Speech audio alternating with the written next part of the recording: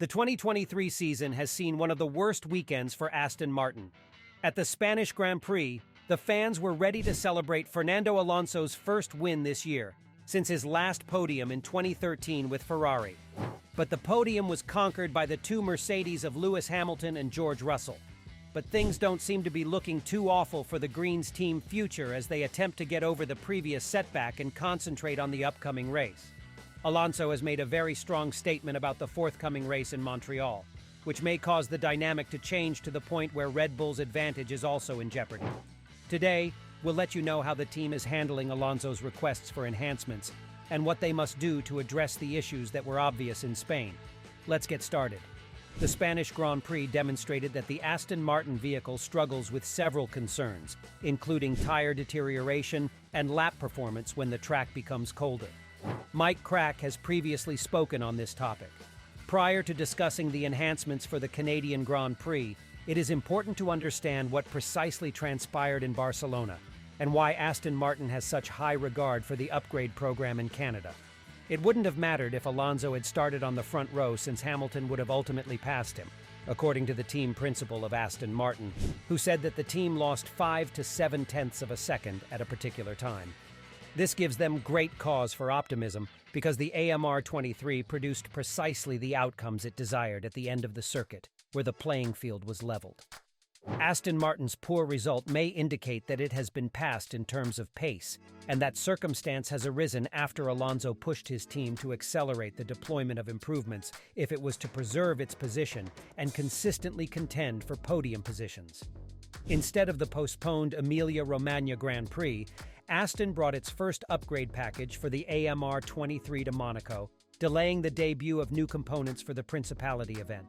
To optimize airflow over the remainder of the car and boost brake cooling and efficiency, Aston modified the brake dunks and suspension setup. While admitting that Aston is often releasing improvements, Alonso warned his team that it needed to stay up with recent significant modifications made by Ferrari, Mercedes, and Red Bull.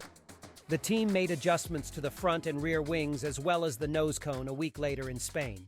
"Yeah, we have some new parts," said Alonso, "about the changes in Spain, and we're bringing always new parts to the car. So yeah, I'm happy with how we are approaching every race. There is something always new in our car. We still need to speed up things. I think Ferrari is already 2 floors into this season. Mercedes was obviously a completely new car in Monaco, and more upgrades here. Red Bull had a Baku package and another one here. So we understand that we're not in that position yet. The only one of the top 4 teams whose floor couldn't be seen at the Monaco Grand Prix was the Aston Martin squad. But taking into consideration their performance, we think it's more comparable to the RB19, a masterpiece created in Milton Keynes, as opposed to the SF23 and the W14.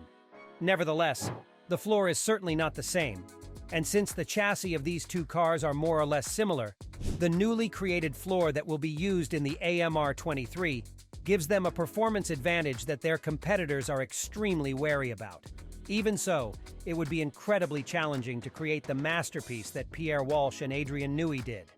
The Silverstone-based team can, however, make do with what they have given the close proximity of the cars. And given that the mechanical improvements in Monaco and Barcelona, such as the revised front suspension and brake ducts, didn't seem to work, the team is hoping to stake a significant amount of money on what they have in store for Montreal. The floor of the automobile will get a new version, according to Auto Motor on Sport. And in Montreal, the team is hoping that their vehicle will have an edge over the Red Bull due to favorable circumstances like the colder track, and Alonso not suffering floor damage during qualifying. According to Martin Whitmarsh, the president of Aston Martin, the Montreal Grand Prix will be the one in which the team makes a significant advancement and significantly outperforms its competitors. The main issue for Aston Martin in Spain was tire wear. The team's front tires suffered a lot during the Spanish Grand Prix. Charles Leclerc was unable to make up ground throughout the race because Ferrari was having the similar issue. In a pretty lackluster performance from Formula One's most adored underdog, Nico Hülkenberg dropped from 8th on the grid to 15th place for Haas, another team who truly battled. Those who lacked front downforce felt the effects as a result of the adjustments to the last portion of the track, which made the circuit extremely difficult for the front tires. The front tires slide off the track surface when there is insufficient front downforce. When they add the load, they slip, which accelerates the tire's usual rate of tire wear. Simple solution for this is to increase the front wing's surface area. Aston Martin will probably come up with something lot more complex with that, though.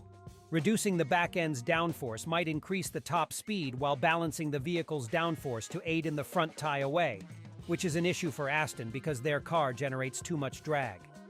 Aston Martin had a new rear wing in Spain to reduce drag, but because of the problems with the front tires, we were unable to determine if it was effective. It will be intriguing to see if the squad can complete all of the challenges in Canada. In order to maintain a lead over other teams in the development race, Alonso stated that the modifications being implemented for the Canadian GP and Silverstone are essential. In contrast to Mercedes, Aston Martin feels secure in the course they took earlier this season, especially given that they are aware of the cards Ferrari and Mercedes were handed.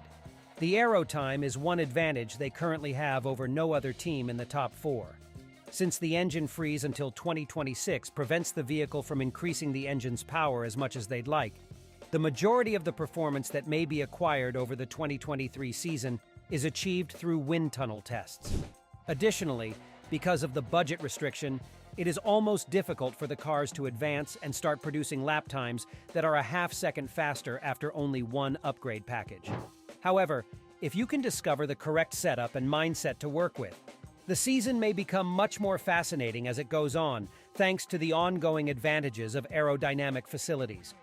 We haven't yet seen the AMR23's full capability, since Aston Martin is one of the teams that is hoping that Red Bull's budget cap breaching penalties will catch up to them later in the season. Alonso thinks that if Aston Martin makes improvements, they could be able to compete with Lewis Hamilton and have a better chance of winning a race this year. The Spanish driver declared his determination in his statement. "I think it's a race, and in Canada we crushed them."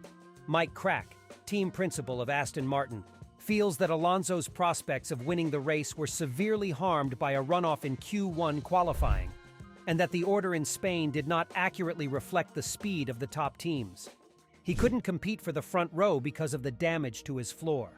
Crack responded when asked if he believed Barcelona had demonstrated how the current teams are positioned in terms of pace. "I think it is too early or too easy to say that, because we've not seen the full picture in qualifying. It's something that is similar to how it is in the beginning of the year, when we say we need 3 races to see where we are really. Now it could well be that the others have made a bigger step. But our early analysis so far doesn't reflect that. Do you believe Aston Martin can overtake Mercedes again? Or will the team let Alonso down with poor upgrades? Let us know your thoughts in the comments down below, and please subscribe if you like our content. Thank you for watching, and please enjoy the racing.